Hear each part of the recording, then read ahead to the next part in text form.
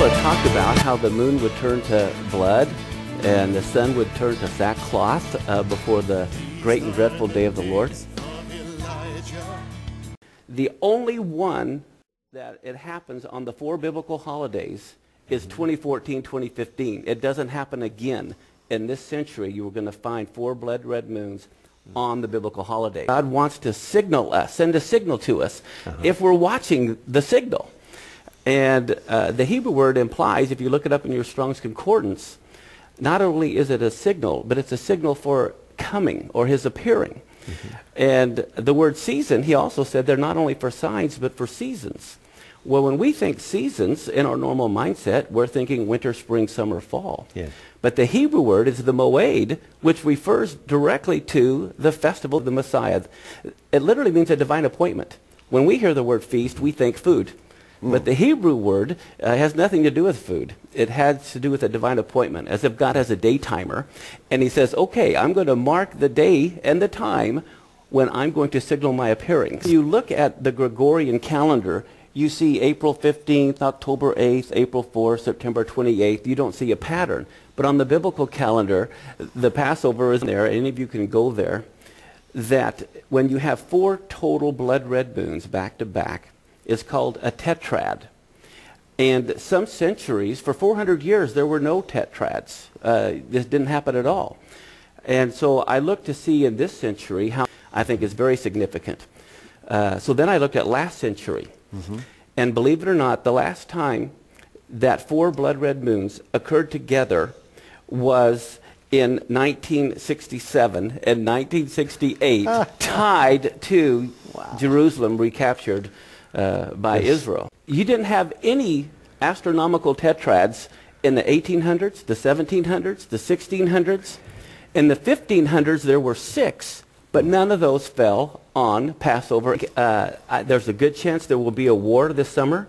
To me, it's the whole insanity of dividing Jerusalem and dividing the land as well. If they try to divide Jerusalem and create a Palestinian state, to me, that is really going to be the trigger. NASA's website and looked at the solar eclipses. And sure enough, there's a solar eclipse on the Feast of Trumpets, Rosh Hashanah.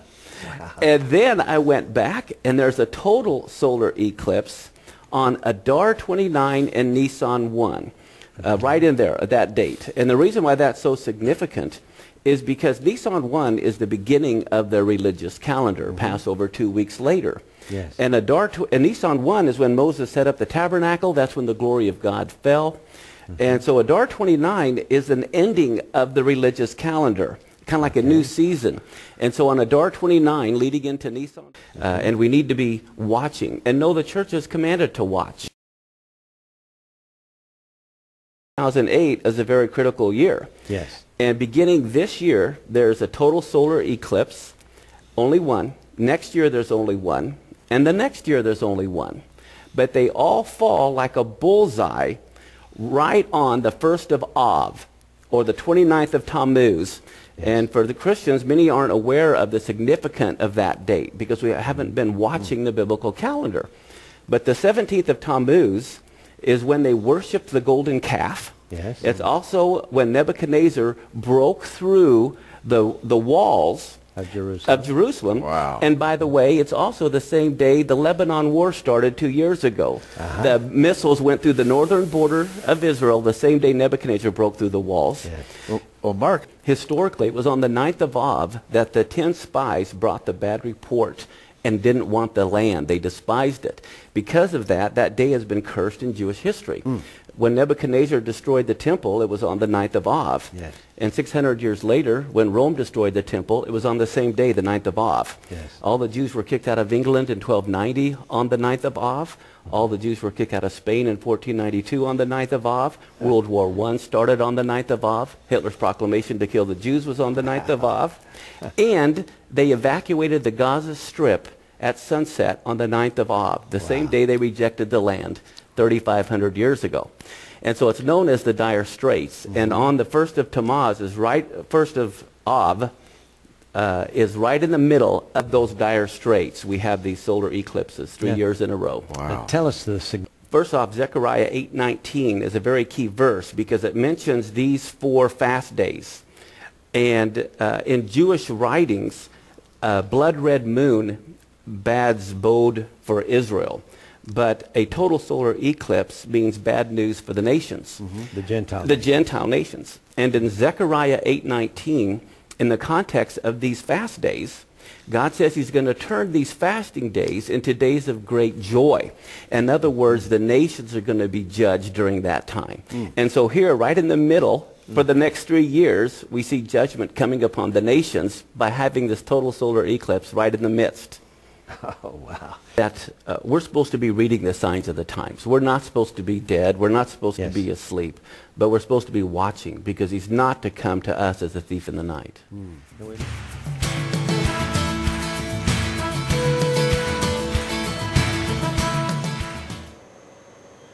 Iran may very well have nuclear weapons at this moment and be about ready to unleash them on Israel. Israel may concur with God's words and move to stop Iran before it is too late. If Israel does attack Iran, which could be any day now, imaginably fierce response. The commander of Iran's Revolutionary Guard warned that if Iran chokes off just the Strait of Hormuz, it would stop 40% of oil exports. President Bush has repeatedly said that a military strike on Tehran is possible. And ABC News quoted an unnamed senior Pentagon official warning of an increasing likelihood that Israel will strike Iran's nuclear facilities before the end of the year. Recent demonstrations of military power, first by Israel and then in response by Iran, July 8th, indicate that push is probably about to become shove. John Bolton, 25th UN ambassador to the UN, seems to concur that Israel is being left with no alternative but to act now. Especially inevitable. The United States is not going to act, and therefore they must.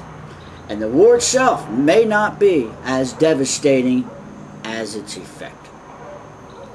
Even if Israel preemptively initiates the conflict, the U.S. will lose most of their foreign oil, and Arab nations are compelled to support them.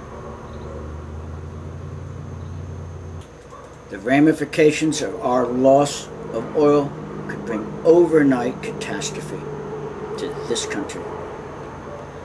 The ramifications of our loss of oil could bring overnight catastrophe to this country. Not just food shipments to urban areas. Cities might riot, chain reactively, and the Capitol itself could fall before the National Guard would even have time to react. Seems to have the sense or foresight to be prepared. Will you? We are probably going into the birth pangs of the Great Tribulation. And conceivably the next few weeks could be the last peace this world sees till the millennium when Christ is here. Be ready.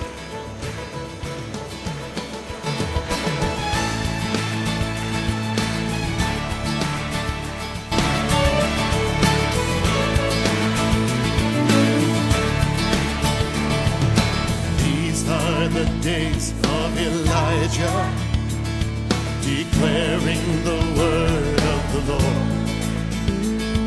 And these are the days of your servant Moses, righteousness.